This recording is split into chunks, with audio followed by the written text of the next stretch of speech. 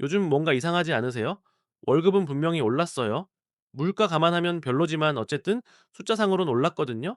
그런데 통장에 남는 돈은 왜 자꾸 줄어드는 것처럼 느껴질까요? 나 작년 이맘때보다 재작년보다 뭔가 팍팍해진 느낌. 이거 착각이 아니라 진짜예요. 2026년 지금 대한민국 중산층은 조용히 무너지고 있습니다. 뉴스에서 말하는 것처럼 드라마틱하게 망하는 게 아니라 아주 천천히 본인도 모르는 사이에 슬금슬금 가라앉는 중이에요. 마치 서서히 물이 차오르는 방 안에 갇힌 것처럼요. 제 가장 적나라하게 드러나는 곳이 어딘지 아세요? 바로 취미예요. 불과 3년 전만 해도 웃돈을 줘야 예약할 수 있던 골프장이 평일 대낮에도 텅텅 비어가고 있습니다. 캠핑은 또 어떤가요? 없어서 못 팔던 100만 원짜리 명품 텐트가 중고장터의 반값도 안 되는 헐값에 쏟아지는데 정작 사가는 사람은 없어요. 오늘 제가 가져온 자료 하나 보여드릴게요. 2026년 대한민국 중산층이 포기하고 있는 것들 리스트입니다. 이거 보면서 나도 이거 포기해서 했는데 싶으시면 저 축하합니다. 당신은 지금 통계의 한복판에 계신 겁니다. 근데 이게 왜 중요하냐? 중산층이 뭘 포기하느냐는 단순히 개인의 소비 패턴 문제가 아니거든요. 이건 대한민국 경제 전체가 어느 방향으로 가고 있는지를 보여주는 일종의 선행 지표예요. 탄광의 카나리아 같은 거죠. 자, 그럼 하나씩 뜯어볼까요? 가장 먼저 그리고 가장 빠르게 무너진 게 뭔지 아세요? 바로 여행이에요. 중산층의 자부심이 뭐였는지 아시죠? "우리 집은 1 년에 두세 번은 해외여행 간다." 이거였어요. 애들 방학 때 동남아 패키지 한 번, 부모님 모시고 일본 한 번, 결혼기념일에 유럽 한 번, 이 정도는 해 줘야 중산층 체면이 선다고 생각했죠. 2026년에도 비행기는 날아다닙니다. 공항도 사람들로 붐벼요. 근데 그 사람들 누군지 아세요? 부자들이에요. 진짜 부자들. 중산층은 이미 빠졌어요. 왜 그러냐면 계산이 안 나오거든요. 세민 가족 기준으로 유럽 패키지 한번 가려면은 2천만 원 넘게 깨져요.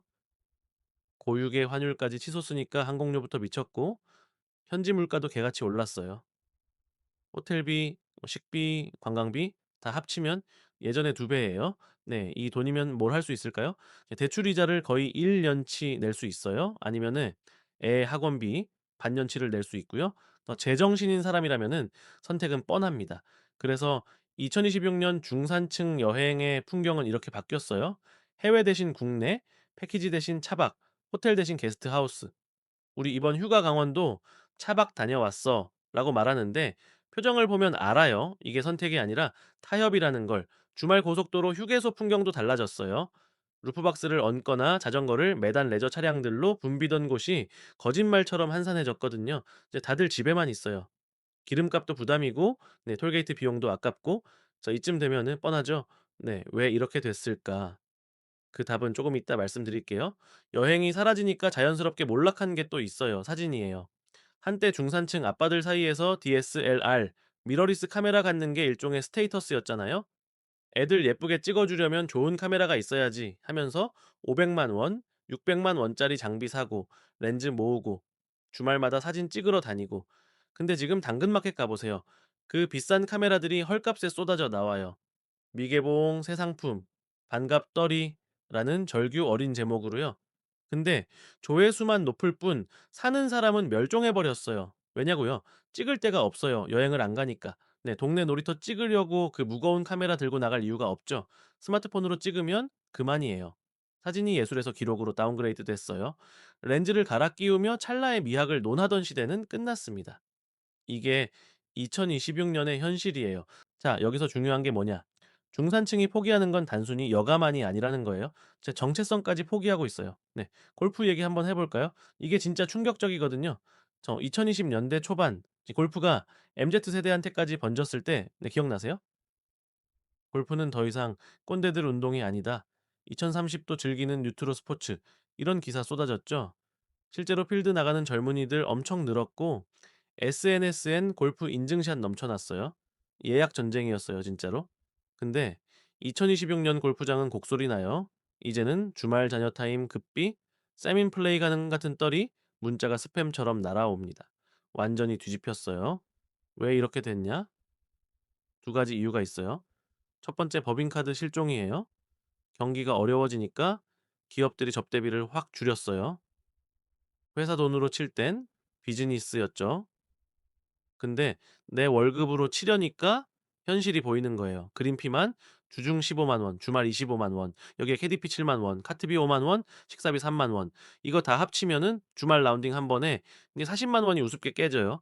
명문 골프장 가면은 50만 원, 60만 원도 거뜬해요. 이게 뭐냐면은 월급 500만 원의 거의 10%예요. 한 달에 한 번만 쳐도 1 년이면 480만 원이에요. 제정신인 중산층이라면 못 쳐요. 감당이 안 돼요.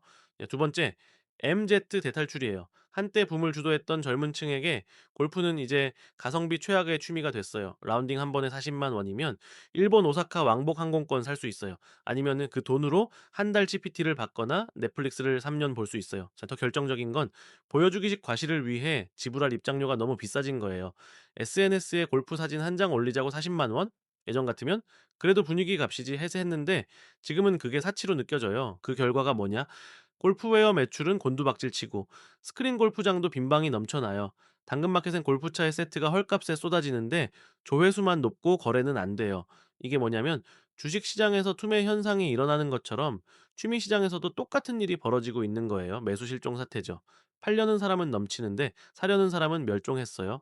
코로나 시절 캠핑 대박 났잖아요. 네, 못 나가니까 다들 산으로 계곡으로 몰려갔고 캠핑장들은 배짱 영업을 시작했어요.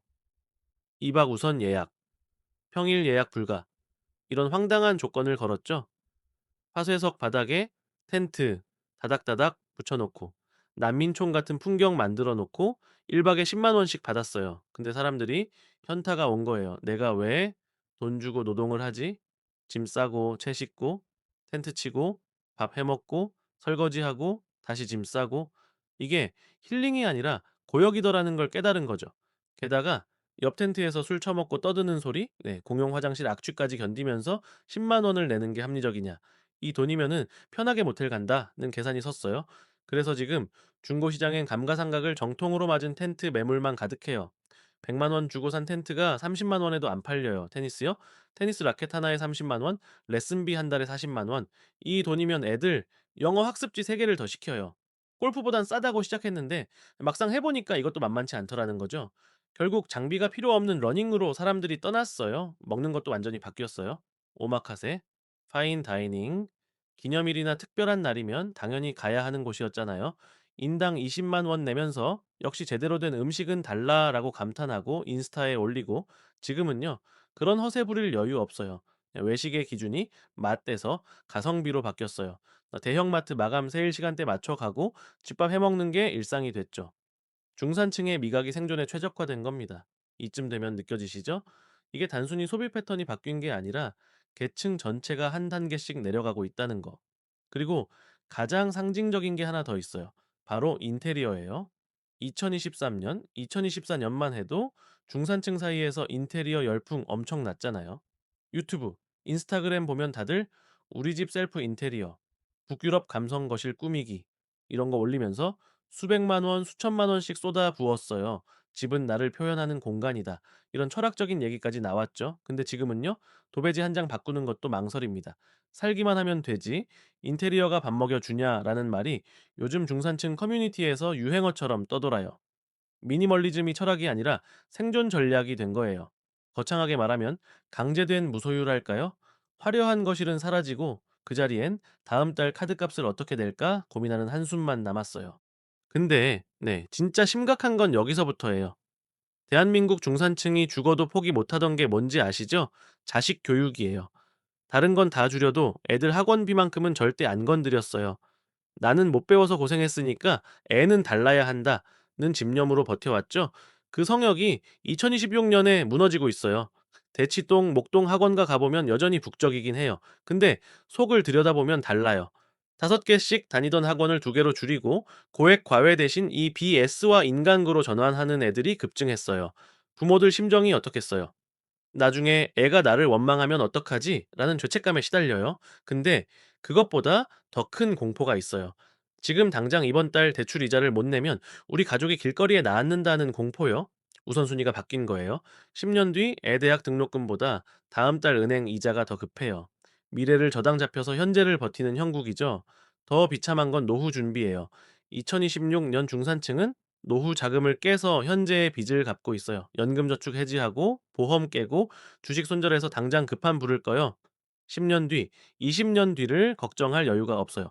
오늘 밤 은행에서 날아올 금리 변동 문자가 더 무섭거든요. 여기서 잠깐 이게 얼마나 비정상적인 상황인지 감이 안 오실 수도 있어요. 그러니까 정리해 드릴게요. 부모 세대는 자식 세대보다 잘 살았어요. 경제가 성장했으니까요. 근데 지금 중산층은 부모 세대보다 가난해진 첫 번째 세대예요. 그리고 동시에 자식 세대한테 짐이 될까 봐 두려워하는 세대이기도 하고요. 이게 2026년 대한민국 중산층의 자화상입니다. 슬프죠?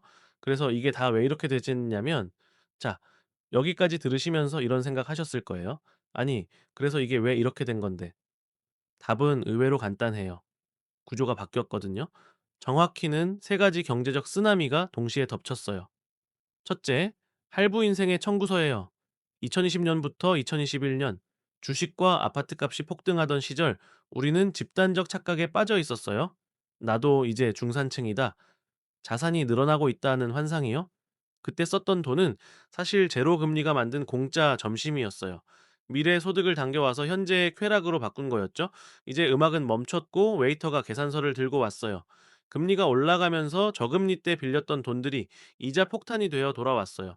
2026년 현재 4대 시중은행 기준 주택담보대출 금리가 연사 0.1%에서 6.3% 사이를 오르내려요. 신용대출은 더 심해요.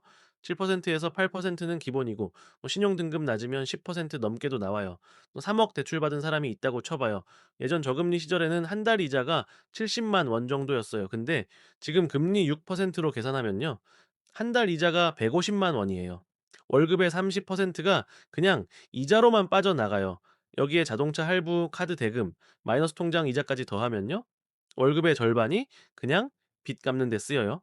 골프채, 캠핑 장비, 카메라 이런 고가 장비들을 할부로 샀던 사람들이 처맞고 있는 거예요. 둘째, 이 베이비 부머의 퇴장이에요. 소비의 큰손이었던 5060 세대가 은퇴하면서 월급 통장과 법인카드가 사라졌어요. 남은 건 연금뿐이라 레저 비용부터 줄이죠. 골프장에서 가장 먼저 사라진 게 이 세대예요. 평일 대낮에 텅 빈 골프장의 풍경이 이걸 증명해요. 셋째, 중산층의 증발이에요.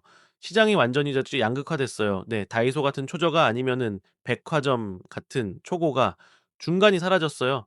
골프, 캠핑 같은 어중간한 사치제를 받쳐주던 중산층 허리가 끊어진 거예요. 왜냐? 한국은 무역으로 먹고 사는 나라잖아요. 달러가 필요해요. 근데 미국 금리가 높으면 돈이 미국으로 몰려요. 한국에서 돈이 빠져나가죠. 그럼 환율이 오르고, 자, 수입 물가가 치솟고 나라 전체가 휘청거려요.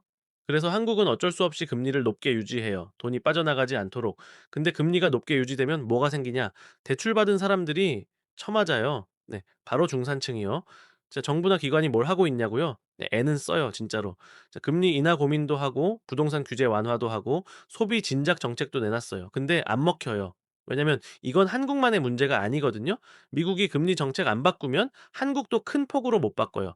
자, 중국 경제가 휘청이면 한국 수출이 타격받아요. 네. 구조적으로 대한민국은 외부 충격에 취약한 나라예요. 그래서 내수 시장이 작고 네, 수출 의존도가 높고 네, 에너지는 전부 수입하고 그러니까 정부가 아무리 발버둥 쳐도 근본적인 해법이 안 나와요. 그럼 우리는 뭘 해야 하는가 여기까지 듣고 나면 기분이 좀 그럴 거예요. 아, 그럼 답이 없네? 맞아요. 단기적으로는 답이 거의 없어요, 솔직히 말씀드리면. 금리가 빠르게 내려가려면 미국이 먼저 내려야 하는데 미국은 아직 인플레이션이랑 싸우는 중이에요. 환율이 안정되려면 글로벌 경제가 안정돼야 하는데 지금 세계 경제는 미중 갈등, 전쟁, 공급망 재편으로 난장판이에요. 그러니까 개인이 할 수 있는 건 제한적이에요. 현금 흐름을 확보하세요. 자, 빚을 최대한 줄이고 고정비를 낮추고 비상금을 쌓으세요. 화려한 소비는 일단 접어두고요. 창고에 쌓인 유행, 지난 장비들은 과감히 정리하세요. 그 무게만큼의 자유를 되찾으실 수 있을 거예요. 지금은 버티는 게 답이에요. 남들에게 보여주기 위한 비싼 입장료 대신 내 통장의 안녕과 마음의 평화를 챙겨야 할 때예요. 그리고 하나 더. 이 위기를 너무 개인의 실패로 받아들이지 마세요. 당신이 무능해서 이렇게 된 게 아니에요. 구조가 바뀌었어요. 2020 년대 초반에 룰로 살 수 없는 시대가 온 거예요. 인테리어 못 한다고, 여행 못 간다고, 골프 못 친다고 스스로를 자책하지 마세요. 그건 당신이 게을러서가 아니라 환경이 바뀌었기 때문이에요. 자, 오늘 2026년 중산층의 몰락 시나리오를 8가지 리스트로 훑어봤어요.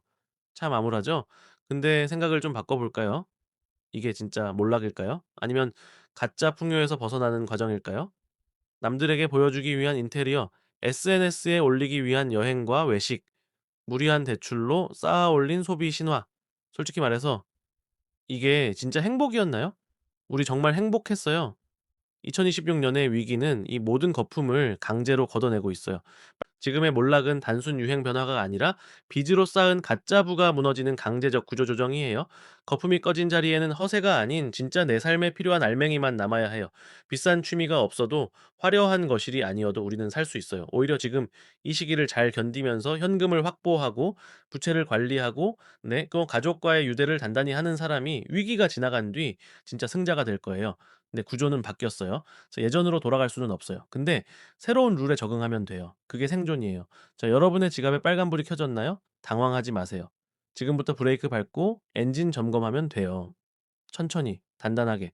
오늘 영상이 뼈 아팠지만 도움이 됐다면 구독과 좋아요 부탁드려요. 그리고 여러분은 지금 무엇을 가장 먼저 포기하고 계시는지 댓글로 공유해 주세요. 함께 고민하면 길은 보입니다. 다음 영상에서 뵙겠습니다. 버텨냅시다, 여러분.